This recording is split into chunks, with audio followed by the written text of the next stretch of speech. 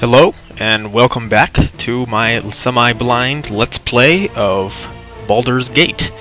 I have finished rolling my character, and I was fairly lucky. I got the kinds of numbers I wanted in less than 10 minutes, which is actually a lot less than I usually take for a game like this. I managed to get a strength of 18/00, which can be translated roughly to 18 with an additional 100, which is the best possible strength you can give a character right off the bat. I also maxed out dexterity for a dwarf at 17, constitution for a dwarf at 19, at the cost of intelligence, which is completely useless for a fighter.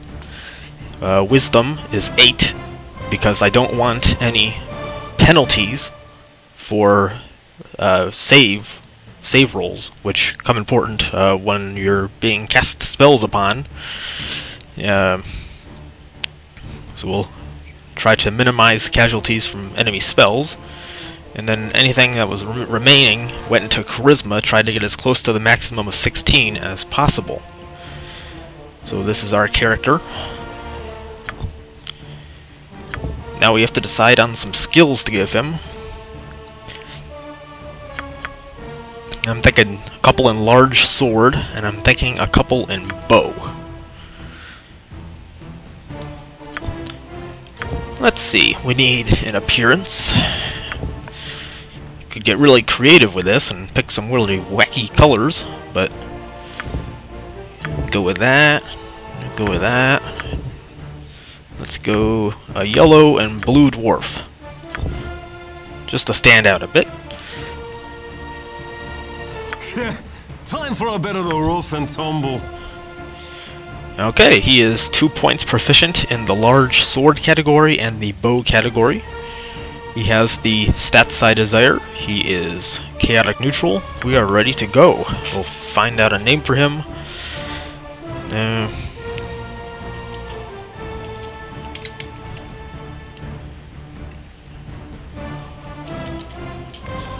We'll call him Crookmane, just because I randomly came up with that.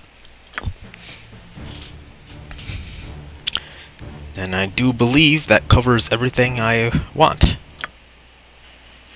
Nestled atop the cliffs that rise from the Sword Coast, the citadel of Candlekeep houses the finest and most comprehensive collection of writings on the face of Farron. It is an imposing fortress, kept in strict isolation from the intrigues that occasionally plague the rest of the Forgotten Realms. It is secluded, highly regimented, and it is home. Within these hallowed halls of knowledge, your story begins. You have spent most of your 20 years of life within this keep's austere walls, under the tutelage of the sage Gorion. Acting as your father, he has raised you on 1,000 tales of heroes and monsters, lovers and infidels, battles and tragedies.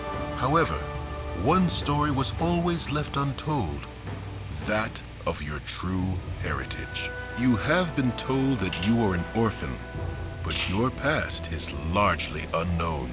Lately, Gorion has been growing distant from you, as if some grave matter weighs heavily on his heart. You have asked about his concerns as gently as possible, but your queries have been in vain. Your sole comfort is the knowledge that he is a wise man, and you know he will tell you when the time is right. Nonetheless, his silence is troubling, and you cannot help but feel that something is terribly wrong. Today, Gorion has appeared more agitated than ever, and now he has uncharacteristically interrupted your chores in the middle of the day, imparting hurried instructions for you to equip yourself for travel. He has handed you what gold he can spare, but given no clue as to why. Nevertheless, you now stand before the Candlekeep Inn, ready to purchase what you need for an unplanned and unexpected journey. Okay, so we have completed the prologue, which sets up the story. And we now stand, I believe it's called Candlekeep. Yeah, Candlekeep Inn.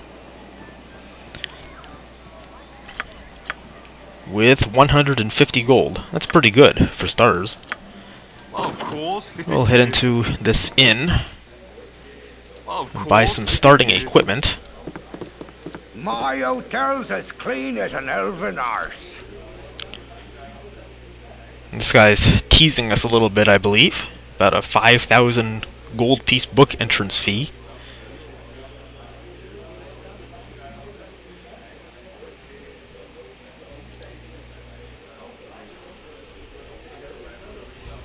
And he is indeed.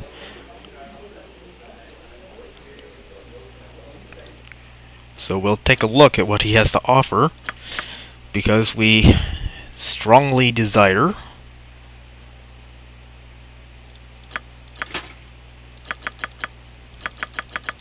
to get ready for the journey ahead. Let's see, what do we need? I know that we need a crossbow bolt for a quest in this area, so I'll go ahead and pick that up. In a little bit I want to come back here and buy a composite longbow, but that costs 150. Can't do that yet, we'll have to come back for that. But in the meantime I can buy a half-decent large sword of some sort. Doesn't have to be anything fancy. Just go with a basic longsword for all that matters.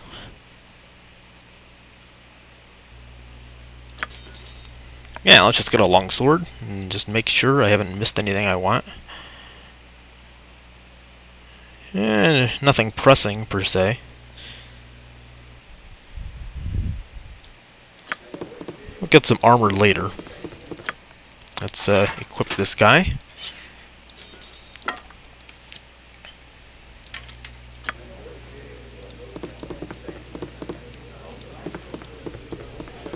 It's hard to find decent folk nowadays.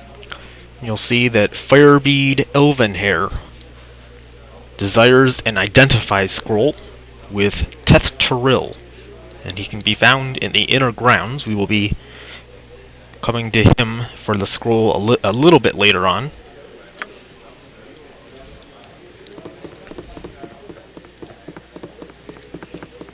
Let's head upstairs and see if we can't Done and done. liberate a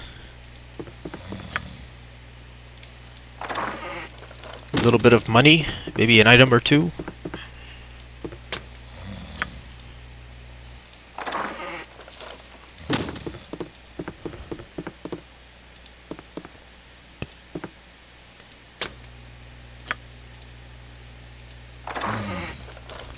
Absolutely. This is a potion of clarity. It will allow us to prevent feeblebind, confusion, fear, and charm for 5 turns if we should decide to drink it at some point. Which we might. We might hold on to this. It might come in handy later, because it covers a lot of different special effects, and you know, the Dungeons and Dragons games tend to hit you with a lot of nasty special effects. So we probably will hold on to that. We'll take a look later. Can we get this open? No. No, no, no, no, no. Can't get that open. Let's talk to this guy right here. Touch me. I might catch something. He wants to know how he can help us. And I'm not entirely sure what we should say here. I haven't been upstairs. I've been upstairs in the past when I played this game briefly before, but I didn't talk to any of the people. I was just wondering. No.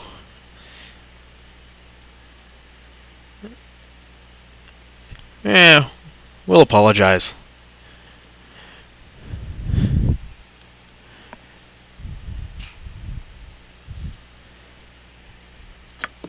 This guy's not exactly a thief. Might be a little bit crazy at times, but he's not gonna...